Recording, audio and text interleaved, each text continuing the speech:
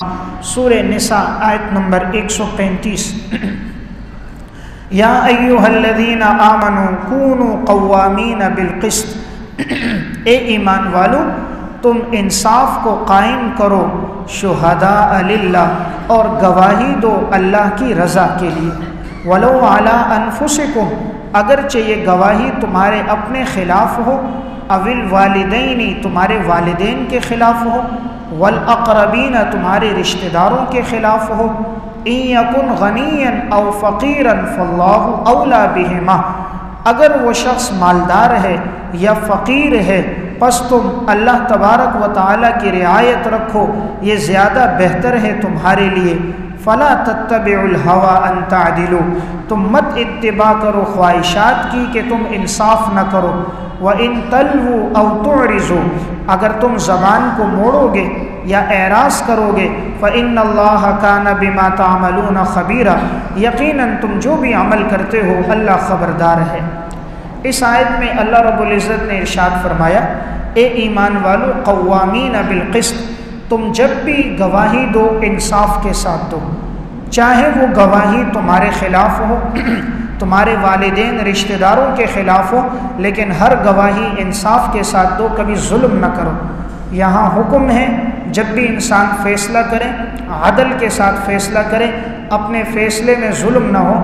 عموماً یہ ہوتا ہے کہ انسان اپنے لیے سوچتا ہے، اپنی رعایت رکھتا ہے، مجھے نفع ہو دوسرے کو نقصان ہوتا ہے تو ہو، اس لیے اللہ نے کہا تمہارے خلاف ہو گواہی تب بھی دو، تمہارے والدین کے خلاف ہو تب بھی دو، رشتہ داروں کے خلاف ہو تب بھی دو، عدل کے مطابق فیصلہ کرو، تم ظلم پر فیصلہ نہ کرو۔ اگر تم ظلم پر کرو گے فیصلہ فإن اللہ کان بما تعملون خبیرا اللہ خبردار ہے، جو تم نے فیصلہ کیا ہے اللہ کو پتہ ہے، یعنی اللہ سے چھپ نہیں سکتا، انسان کو پتہ نہیں چلے گا، لیکن اللہ کہتا ہے مجھ سے تمہارا فیصلہ پوشیدہ نہیں ہو سکتا، اس لیے تم فیصلے کرو تو انصاف کے ساتھ کرو۔ تو یہاں ہمیں حکم ہے جب بھی کوئی معاملہ ہو تو انسان انصاف کے ساتھ کرے، ظلم سے بچے۔ میں ایک واقعہ سنا کے بات ختم کرتا ہوں۔ حضرات سلف اس کا بڑا اہتمام کرتے تھے کہ وہ ہمیشہ فیصلہ عدل پر کرتے تھے، اپنے آپ کو ظلم سے بچاتے تھے۔ قاضی ابو یوسف رحمۃ اللہ علیہ اپنے دور کے قاضی القضات چیف جسٹس گزرے ہیں۔ ان کا واقعہ علامہ کوثری نے حسن التقاضی فی سیرت الامام محمد بن یوسف القاضی میں نقل کیا۔ امام ابو یوسف رحمۃ اللہ علیہ کے جب انتقال کا وقت قریب آیا تو بہت پریشان تھے۔ کسی نے ان سے پوچھا کہ حضرت بہت غمگین نظر آ رہے ہو، کیا وجہ ہے؟ امام ابو یوسف نے فرمایا مجھے ڈر ہے کہیں اللہ مجھ سے ایک فیصلے کے بارے میں پوچھ نہ لے۔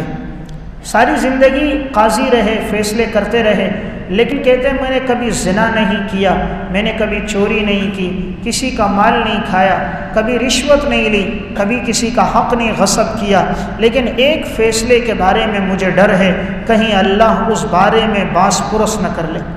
ان سے پوچھا گیا وہ معاملہ کون سا ہے کہ آج تمہاری یہ حالت یہ کہ چہرے کا رنگ تبدیل ہو گیا، چہرے کا رنگ متغیر ہو گیا، آنکھوں سے آنسو بہہ رہے ہیں؟ فرمایا وہ معاملہ یہ تھا کہ ایک دفعہ میں بیٹھا ہوا فیصلے کر رہا تھا، درخواستیں میرے پاس جمع ہو رہی تھیں، اتنے میں ایک نصرانی شخص اپنی درخواست لے کر آیا۔ ایک عیسائی تھا، اس کی درخواست میں لکھا تھا کہ مسلمانوں کا جو خلیفہ ہے ہارون الرشید، اس نے ہماری زمین پہ قبضہ کیا ہے، آپ فیصلہ کیجئے اور بادشاہ سے زمین لے کر ہمیں حوالے کیجئے۔ امام ابو یوسف کہتے میں نے اس درخواست کو پڑھا اور میں نے اس سے کہا کہ کل آ جاؤ، ابھی تو عدالت کا وقت ختم ہو چکا ہے، کل آپ آنا، اس معاملے کی تحقیق ہوگی۔ کہتے میں نے وہ درخواست رکھ دی، عدالت برخاست ہو گئی۔ اگلے دن جب دوبارہ عدالت لگی تو وہی شخص دوبارہ آیا اور کہا کہ میری زمین پر ہارون الرشید جو مسلمانوں کا خلیفہ ہے، اس نے میری زمین قبضہ کی ہے، آپ فیصلہ کیجئے، میری زمین چھڑائیے۔ قاضی ابو یوسف کہتے میں نے اس سے کہا کس نے غصب کی ہے؟ کہا بادشاہ نے کی ہے۔ میں نے کہا ابھی کس کے قبضے میں ہے؟ کہا جی بادشاہ کے قبضے میں۔ میں نے کہا اس کا نفع کون لیتا ہے؟ کہا جی بادشاہ لیتا ہے۔ میں نے کہا اس کی آمدنی کتنی ہے؟ کہا اتنی آمدنی ہے۔ کون لیتا ہے؟ کہا جی بادشاہ لیتا ہے۔ امام ابو یوسف کہتے میرے دل میں آ رہا تھا کہ یہ کسی اور کا نام لے لے تو بہتر ہے، لیکن یہ ہر معاملے میں ہارون الرشید کا نام لے رہا ہے، اور ہارون اپنے دور کا ایک نیک صالح بادشاہ بھی گزرا تھا، لیکن چونکہ عدل کے مطابق فیصلہ ہوتا ہے، کہتے ہیں اب میں نے ہارون الرشید کو پیغام بھیجا کہ آپ کے خلاف یہ مقدمہ آیا، تو وقت کا بادشاہ مسلمانوں کا وہ بادشاہ آیا، امام ابو یوسف کہتے ہیں جہاں میں بیٹھا تھا وہ آیا میرے ساتھ بیٹھ گیا، تو میں نے کہا بادشاہ سلامت، یہ عیسائی شخص آپ پہ دعویٰ کر رہا ہے کہ آپ نے اس کی زمین قبضہ کی ہے۔ تو امام ابو یوسف کہتے ہیں جب میں نے ہارون سے کہا تو ہارون الرشید نے کہا میں نے قبضہ نہیں کیے۔ تو اب امام ابو یوسف نے عیسائی سے کہا تم مدعی ہو، چونکہ تمہارا دعویٰ ہے تو تم گواہ پیش کرو کہ تمہاری زمین بادشاہ نے قبضہ کی ہے۔ اس نے کہا میرے پاس گواہ نہیں ہے۔ تو اب شریعت کا اصول ہے کہ مدعا علیہ قسم کھاتا ہے، تو اب ہارون الرشید سے امام ابو یوسف نے کہا تم قسم کھاؤ کہ یہ زمین تمہاری ہے۔ تو بادشاہ وقت نے قسم کھائی کہ یہ زمین میری ہے۔ جب خلیفہ منصور کا انتقال ہوا تھا تو اس سے پہلے اس نے یہ زمین مجھے دی تھی، میں نے اس سے یہ زمین خریدی ہے، میں اس کا مالک ہوں۔ اس نے قسم کھا لی تو شریعت کے اصول کے مطابق اس کے حق میں فیصلہ ہو گیا۔ شریعت کا یہی اصول ہے البینۃ علی المدعی والیمین علی المدعی علیہ، کہ گواہی مدعی کے ذمے ہے، قسم کھانا مدعا علیہ کے ذمے ہے، تو فیصلہ بادشاہ کے حق میں ہو گیا۔ اب کسی نے کہا کہ حضرت آپ نے تو فیصلہ بالکل ٹھیک کیا، عیسائی کے پاس گواہ نہیں تھے، بادشاہ نے قسم کھائی، آپ کا فیصلہ تو بالکل صحیح تھا، آپ اتنے پریشان کیوں ہیں، آخری وقت رو کیوں رہے ہیں؟ امام ابو یوسف فرماتے ہیں مجھے اس بارے میں ڈر ہے کہیں اللہ مجھ سے اس بارے میں پوچھ نہ لے کہ تم نے ہارون الرشید کو اپنے ساتھ سیٹ کے قریب کیوں بٹھایا تھا، تم نے کمرہ عدالت میں اسے عیسائی کے ساتھ کھڑا کیوں نہیں کیا؟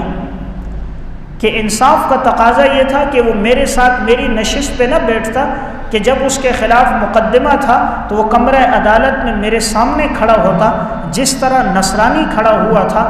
فیصلہ تو اگرچہ حق پر ہوا لیکن وہ میرے ساتھ بیٹھا تھا، کمرہ عدالت میں سامنے کھڑا نہیں تھا۔